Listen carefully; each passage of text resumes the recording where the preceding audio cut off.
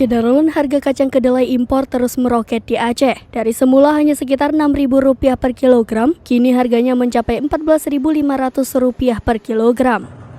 Kondisi ini tentu membuat para pengrajin tahu dan tempe menjerit karena mereka sulit mendapatkan untung dari usaha yang mereka tekuni tersebut.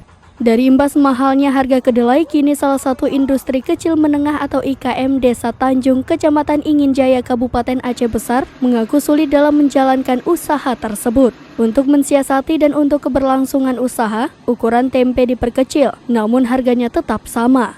Menurut pengakuan pengusaha tempe di sana bernama Zikra, dampak dari melonjaknya harga kedelai membuatnya terpaksa memperkecil ukuran tanpa menaikkan harga jual tempe. Saat ini, tempe yang diproduksi dijual berkisar antara Rp1.000 hingga Rp4.000 per bungkus. Dari Aceh Besar, Henry, Serambi On TV.